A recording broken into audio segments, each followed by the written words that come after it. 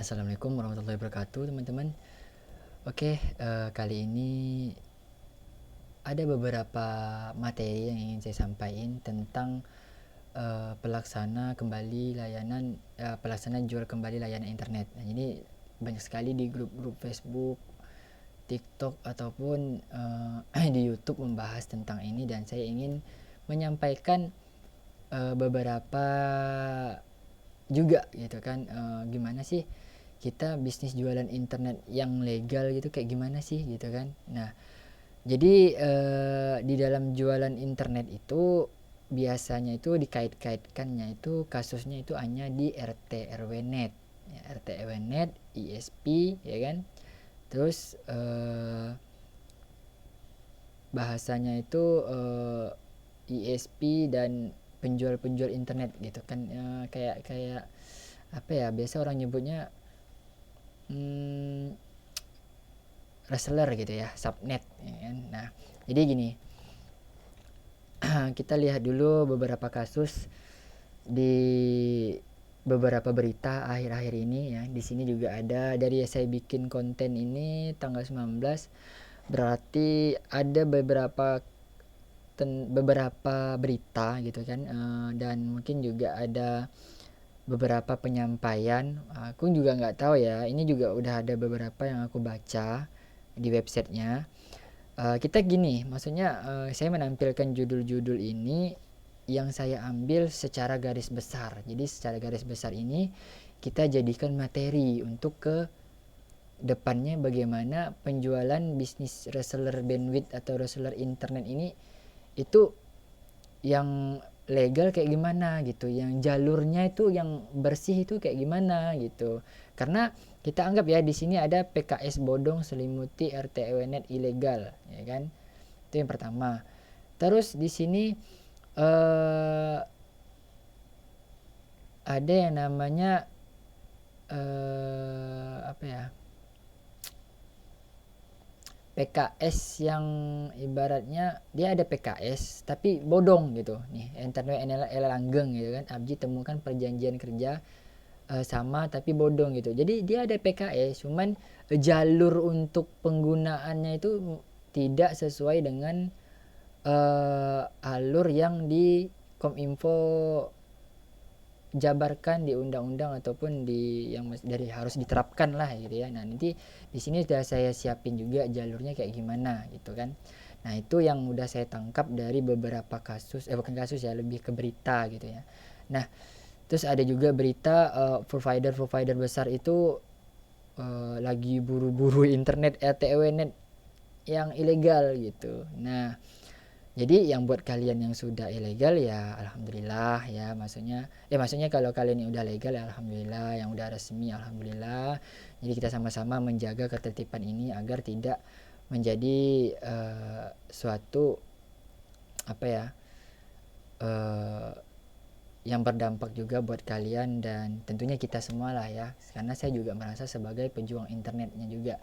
Nah, oke. Di sini beberapa berita yang akan kita rangkum. Jadi saya rangkum ada beberapa sumber tapi tidak terlalu banyak karena saya ingin menjelaskan secara singkat, padat dan tersampaikan gitu. Jadi kalian itu sudah ada yang namanya gambaran gitu ya. Gambaran kalau aku mau jadi RT RW net yang resmi gitu kayak gimana gitu. Nah, bahasanya gitu kan. Nah, cuman di sini kita artikan dulu nih, RT RW net itu adalah jaringan internet yang dimanfaatkan oleh oknum menjual kembali layanan internet yang udah dibelinya. Nah, jadi kepada orang lain. Ya. Tapi di sini kasusnya adalah tanpa izin Kementerian Kominfo dan penyelenggara ISP tersebut. Nah, kita anggap contoh nih, kalian mengambil yang namanya Bisnet gitu kan.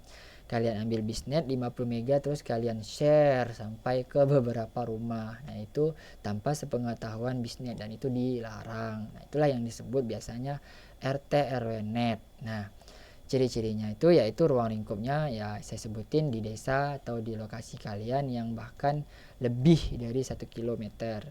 Terus Yang tadi saya bahas lagi penggunaan bandwidth broadband yang tidak boleh dijual kembali. Yang seperti itu yang saya contohkan Biznet, terus IndiHome itu ya, dan masih banyak lagi.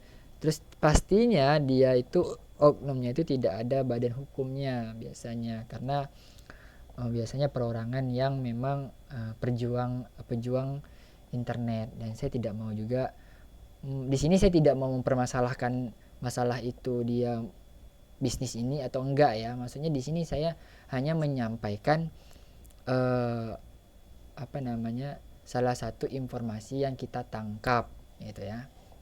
Terus dan biasanya juga penggunaan barang-barangnya itu tidak berpostel sertifikat ya, mungkin dia menggunakan barang-barang produk dari luar gitu ya. Saya tidak akan menyebutkan barang-barang apa itu gitu, tapi itulah ciri-cirinya yang biasa disebut RT RW net ya. Nah biasanya di sini ini tidak ada yang namanya RT RW net itu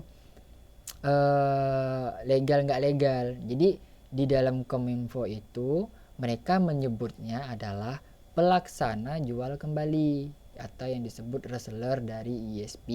Nah, jadi pelaksana jual kembali ini kalau kita artikan adalah sebagai kita berbisnis jualan internet dengan legal atau resmi. Nah, Kominfo menyebutnya adalah pelaksana jual kembali sebagai reseller dari ISP. Nah, ada beberapa ketentuan dan syarat yang harus kalian penuhi sebelum kalian berbisnis ya.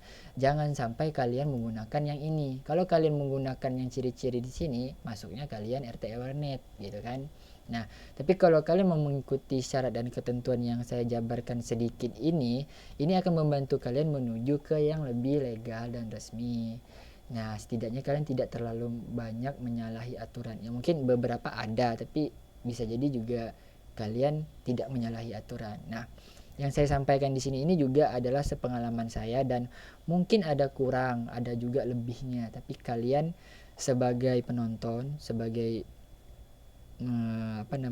subscriber saya juga tolong dikoreksi kalau jika ada sedikit kesalahan atau kayak gimana ya teman-teman.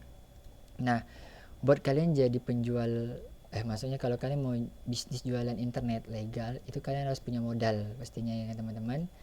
Terus kalian kalian punya NIB. NIB ini nomor induk berusaha. Nah, kenapa jadi bisnis di sini ya, karena kalian harus ada punya nomor induk berusaha gitu. Baik itu perorangan, CV ataupun badan ya. Biasanya dikodekan dengan NIB 61994 jasa jual kembali gitu. Nah, kalian harus wajib nih, harus punya ini dulu. Nah, terus kalau kalian udah punya modal, kalau kalian mau bisnis itu, kalian belilah peralatan pendukung atau bahan penggunaan untuk jualan internet ini. Yang secontohnya yang secara umum itu biasanya OLT, mikrotik, dan radio atau router ya.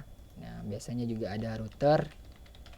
Nah, yang ada postel sertifikat dari Kominfo.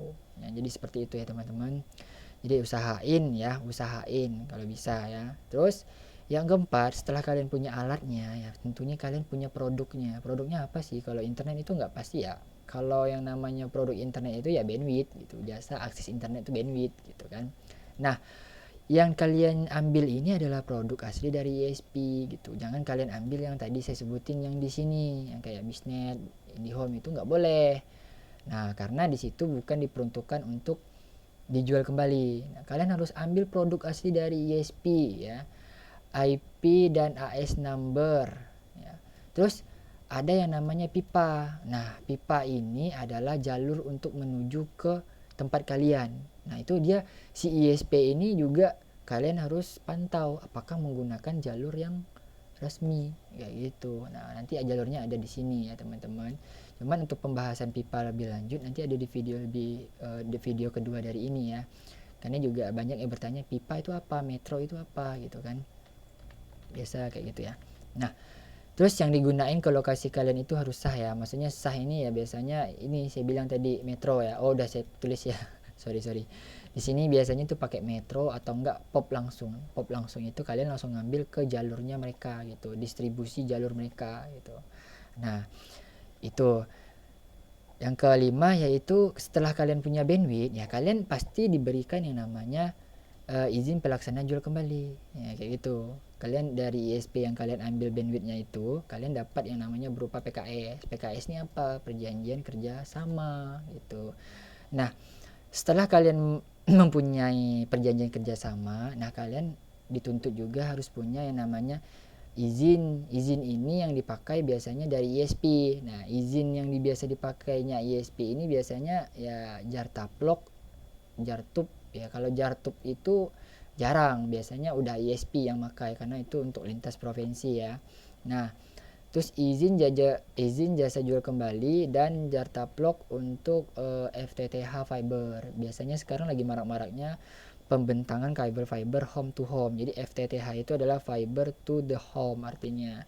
Oke, banyak lagi ya istilahnya, ada FTTX, FTTH, FTT apa lagi gitu. Yang intinya itu fiber dan itu harus kalian punya dulu, si ISP ini punya nggak izin ini gitu. Nah, izin ini biasanya digunain juga buat penanaman tiang di ruas-ruas jalan atau di desa-desa. Dan itu pun kalian juga belum berhasil juga, ketika punya Jartapel belum tentu bisa nanam di sembarang tempat dan kalian harus izin juga ke pemerintah daerah setempat gitu. Kalau pemerintah daerah setempat tidak mengizinkan kalian, ya kalian nggak boleh tanam di situ karena memang sudah ada peraturan. eh, kita masuk rumah orang ya harus ketuk pintu dulu, ketika kita diizinin duduk ya baru duduk, kalau kalian nggak diizinin duduk ya jangan duduk dong gitu. Itu yang pertama ya, untuk permasalahan izin tiang dan pencancapan radio tower triangle ya, kayak gitulah ya, harus ada izinnya. Terus setelah kalian sudah punya bandwidth, punya izin segala macam, nah baru kalian bangun infrastruktur yang tadi saya sebut. Kalian mau bangun fiber tiangnya, fiber tower triangle-nya ya kan, kabelnya dan sebagainya. Kalau kalian sudah punya itu baru kalian bangun infrastruktur. Nah, setelah kalian bangun infrastruktur ya kalian berjualan dong ke pelanggannya gitu kan, ke pelanggannya, eh, ke rumah, ke warung-warung, ke sana keluarga atau kayak gimana. Nah, kalian harus data tuh, penjualan kalian itu kalian data ya, kalian data penjualan kalian dan kalian laporkan ke ISP tempat kalian bernaung, tempat kalian bermitra itu kan. Karena nantinya pendapatan kalian itu akan dihitung pajaknya. Misalnya nih kalian dapat 10 juta. Nah, biasanya akan dipinta pajak pendapatan BHP, USO dan segala macamnya lah. Itu dari 4 sampai 11% ya. Nah, biasanya ya 4 bisa jadi 12 gimana lah. Intinya tergantung kesepakatan dari ISP dan tolong dibaca juga perjanjian ke ISP karena ISP masing-masing beda-beda, beda-beda ini ya, beda-beda lah pokoknya konsep mereka gitu. Nah, setelah kalian melaporkan pendataan kalian, ya kalian kewajiban terakhirnya adalah pembayaran bandwidth ya, kalian bayar bandwidthnya, kalian bayar pajaknya, terus kalian bayar tuh gaji-gaji karyawan kalian kalau punya karyawan dan tentunya lain-lainnya ya seperti listrik, air atau apalah yang namanya yang kalian pengeluaran untuk bisnis jualan internet ini. Dan tentunya kalian harus punya yang namanya neraca, admin, akuntansi ya, karena ini sudah masuk ke segmennya bisnis. Oke teman-teman, ini untuk penjelasan pelaksana jual kembali. Tentunya PDF ini juga nanti aku share ya, kalian mau simpan silahkan. Terus yang terakhir adalah gimana sih jalurnya bang gitu kan, jalurnya kayak gimana sih, jalur ketika kita udah dapat jualan internet yang resmi itu kayak gimana gitu. Karena saat ini kan minimnya informasi juga ya, tapi sekarang juga sudah sangat aktif ya, ABJI sudah mulai sosialisasi ke beberapa pemain internet. Nah, jadi di sini saya ada punya startnya di sini, terus finishnya di sini ya. Singkat saja, jadi yang namanya internet itu kan adalah server yang saling tersambung. Nah, saya anggap aja di sini server yang tersambung seluruh dunia. Nah, ketika itu kita harus ada yang namanya NAP. NAP ini adalah gerbang atau pintu antara ISP ke server dunia gitu. Jadi kalau kita nggak punya lisensi NAP, jangan berharap bisa ngambil bandwidth ke server-server ini. Kalian harus punya izin NAP dulu. Nah, banyak lah. Nah, biasanya sekelas NAP ini dia tidak mau langsung turun ke pelanggan. dia biasanya targetnya memang khusus ke ISP. Nah, si ISP ini targetnya kemana? Ya ke pelanggan. Ya, jadi memang sudah diatur lah masing-masing kegunaan izin ini kemana gitu, fungsi-fungsi perusahaan ini kemana kayak gitu. Nah, dari jalur-jalur yang kalian lihat di sini yang putih ini adalah jalur utama. Jalur utama ini yang biasa digunakan ISP pada umumnya, termasuk saya juga. Nah, di sini si ISP ini ngambil bandwidthnya ke NAP, ya kan? Dan dia punya yang namanya bandwidth, IP dan AS number atas nama si PT-nya ISP ini, si penyelenggara ini. Ketika penyelenggara ini punya klien yang namanya pelaksana jual kembali, si reseller yang ini, ya kan? Nah, itu jalurnya hanya ada dua konsep ya, maksudnya dua konsep dalam artian ini yang sering digunain ya. Saya nggak tahu kalau ada konsep lain itu ya. Konsep yang pertama itu adalah menyewa pipa. Yang pipa ini adalah yang dimiliki oleh NAP atau ISP juga. Maksudnya pipa ini adalah infrastruktur yang digunakan oleh perusahaan lain, tapi kita sewa untuk mencapai ke target si reseller kita. Kenapa mereka menyewakan pipa? Biasanya si reseller ini mengenal si ISP ini gitu. Dia tidak mengenal si ISP yang ada di sini gitu kan, misalnya ya. Atau juga harga yang di sini lebih mahal ketimbang dengan yang di sini gitu ya. Karena namanya konsep B2B, business to business, pasti ada namanya take over gitu ya. Aku memberi, kamu mendapatkan gitu kan. Nah, jadi apa itu pipa? Pipa itu adalah infrastruktur yang dibangun oleh ISP yang besar biasanya. Kalau ISP kecil-kecil biasanya yang saya sebut kecil-kecil itu dia jarang bangun infrastruktur. Mereka pasti sewa, ya sewanya ke Indosat, ke Iforte, TIS, HSP, Telkom, THC dan lain-lain ya yang tidak saya sebutkan. Tapi di sini saya bukan endorse atau kayak gimana ya, tapi saya menyampaikan fakta di lapangan. Nah, ketika si pipa ini kan kenapa mereka nyewa pipanya si provider besar? Karena provider seperti Telkom, Indosat ini kan sudah mendunia ya. Maksudnya bukan mendiam, se-Indonesia itu hampir lokasi itu mereka ada gitu kan. Nah, untuk mencapai ke target si penjual seperti yang misalnya yang kalian-kalian ini yang mitra-mitra reseller ya saya sebutnya, itu kalian bangun infrastrukturnya lagi ke si pelanggan. Itu biasanya yang tadi saya sebutin, yang tadi di sini kalian bangun triangle, tower, kabel dan sebagainya gitu kan. Itu ke pelanggan rumahan kalian, kantor dan warung. Nah, si ISP ini biasanya dia lewat pipa. Bisa juga di sini dia memakai kabelnya mereka. Misalnya nih di lokasi wilayah kita sebut aja di Australia kan, di dalam nggak usah Australia sih, Jawa amat, kita anggap misalnya di Papua lah ya. Jadi bisanya dari kota Wamena ke kota Nabire itu ada ISP si penyelenggara ini bangun infrastruktur gitu di jalan ruas. Cuman masuk ke dalamnya itu ke dalamnya mereka nggak ada. Nah, hadirlah kita sebagai reseller si pelaksana jual kembali ini, kita ngambil di popnya mereka, di kabelnya mereka ini, lalu kita juallah ke dalam itu menggunakan infrastruktur kita. Nah, begitulah namanya jalur internet yang sah gitu ya. Dalam artian di sini adalah bandwidth dan IP AS numbernya itu benar-benar milik si ISP gitu, bukan milik si pipanya ini ya atau si milik NAP gitu kan. Intinya di mana kalian bekerja sama dengan ISP untuk penjualannya, ya harus kalian jual lah produknya dia. Nggak mungkin kan kalian beli produk yang namanya kita anggap Acer, kalian bekerja sama dengan perusahaan Acer, tapi yang kalian jual itu Lenovo gitu. Ya itu kan nggak nyambung ya, istilahnya tidak sinkron di situ karena tidak ada penggunaan bandwidth gitu. Itu yang pertama. Yang kedua, biasanya juga ada jalur yang menggunakan tunnel ya. Menggunakan tunnel itu artinya dia tidak menggunakan jalur ini, tapi mereka menggunakan virtual ya, virtual dalam artian itu si pengguna reseller ini sudah ada internet tapi di virtual, dan biasanya itu broadband yang digunakannya itu untuk menutupi internet yang diambilnya, dan itu tidak sah ya teman-teman. Tapi saya saranin buat kalian, saya juga nggak mau bilang itu tidak sah atau kayak gimana ya, tapi melihat dari undang-undang atau Kominfo berikan dari sosialisasi sebelum-sebelumnya, ABGI juga sudah memberikan beberapa konsep-konsep ISP gitu ya, jalurnya, ya saya rasa tunnel itu tidak masuk dalam kategori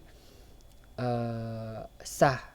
Tapi kalau dia menggunakan internetnya ini boleh dijual kembali terus dipasang tunnel, itu sah ya. Karena ya intinya gini sih, lebih ke si aktor pelaksana jual kembali reseller ini, intinya dia harus menggunakan bandwidth yang boleh dijual kembali. Itu intinya, boleh yang dijual kembali, mau itu lewat Indosat kah, i4T kah gitu kan. Intinya kalau memang boleh dijual kembali ya mungkin masih bisa dibilang sah-sah juga, tapi saya tidak mau menyarankan kalian seperti itu. Saya saranin kalian ambillah bandwidth yang benar-benar dari ISP yang kalian ajak PKS kerjasama, karena memang di undang-undangnya yang namanya PKS itu kalian menjual produknya si ISP gitu. Nah, mungkin sekian dulu buat penjelasannya. Semoga ini bisa membantu kalian dan bisa menjadi bayangan kalian ke depannya teman-teman. Kalau memang ada pertanyaan, terus ada komentar, ada yang saran, saya sangat menerima sekali. Kalian bisa menghubungi saya di Telegram saya, di deskripsi juga ada, saya tampilkan nanti. Terima kasih ya teman-teman. Jangan lupa subscribe-nya karena nantinya akan ada info-info terbaik dan info-info menarik lagi seputar jaringan internet. Thank you for watching.